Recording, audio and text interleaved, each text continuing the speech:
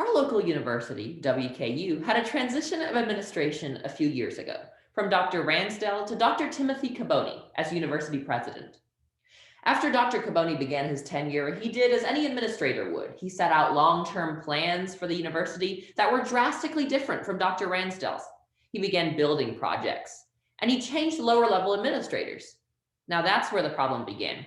There was a university crisis when he requested that the Arts College dean step down. Students skipped class for protests, and instructors in the Arts College went on strike. WKU was on edge for weeks on end. This all goes to show transitions of power are difficult, and they should not be required, if not absolutely necessary, to maintain democracy. So the question is brought before us today: should we have term limits for senators? And I say nay for three reasons. First, the experience and familiarity of long-term senators gained on both sides of the aisle make legislature more efficient. Second, state citizens have less access to senators that they actually agree with. And third, presidential term limits are reasonable, but senators do not hold enough centralized power to be a threat to democracy. The first reason term limits for senators are unreasonable is that the experience and familiarity long-term senators gain on both sides of the aisle make legislature more efficient. According to the US Subcommittee on the Constitution in 2019, policymaking is a hard and thankless job, but term limits make it even more difficult, decreasing capacity and efficiency of legislative action as an equal branch of government. Dallas News on January the 27th tells us that even though 74% of voters support term limits, many senators are hesitant, not because they want to hold on to power, but because they know how difficult many new senators makes the legislative process as they've gone through that themselves. Washington Post on December the 9th tells us that founding fathers did not include term limits in the original Constitution, even though they knew the risk of doing that, because they knew the transition process for hundreds of new legislators every 2 years would be a costly and inefficient process.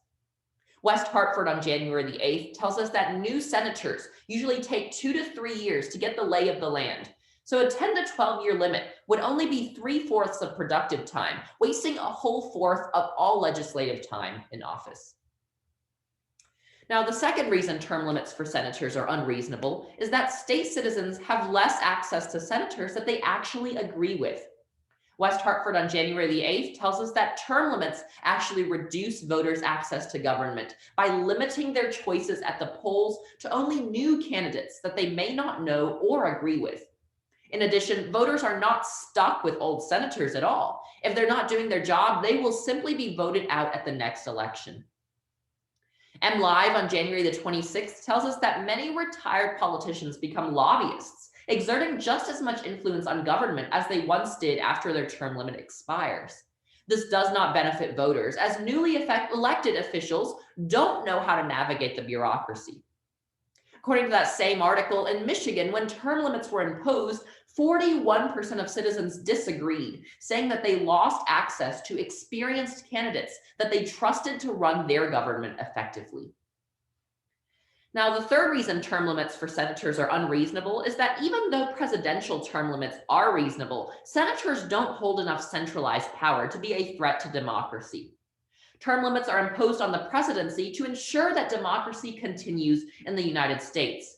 From reading history textbooks, it's clear that monarchies work very well when the monarch is effective. However, they collapse when he or she is not. Term limits are needed to make sure a bad ruler does not stay in place for too long and hold too much power. However, term limits are extremely inefficient and transitions are long and difficult. They may even have side effects. In fact, in history, whether it's in Europe or in China, the longer an emperor stays in place or a king monarch stays in place, the more effective they do, assuming that monarch is an effective ruler. Olson and Murgowski, researchers at Harvard, released in 2018 evidence that there is statistically significant indications in the data that term limits cause greater polarization between political parties, and that the shorter a term limit becomes, the worse this effect is. Times Free Press on January the 31st tells us that, in fact, the current Republican senators that are proposing this bill would actually be able to keep their seats until the fixed term limit after this term elapses. This, in fact, would benefit Republicans more because they have, on average, more stable seats in their states. And this would cause even more polarization. So this brings us back to our question, term limits for senators, A or nay? And I believe the clear answer is nay for three reasons. First, the experience and familiarity long-term senators gain on both sides of the aisle make legislature more efficient. Second, state citizens have less access to senators that they actually agree with if term limits were imposed. And third, presidential term limits are reasonable, but senators simply do not hold enough centralized power to be a threat to democracy. So back to our university, WKU, basically the whole campus agrees that the transition of administration was an expenditure of time and energy.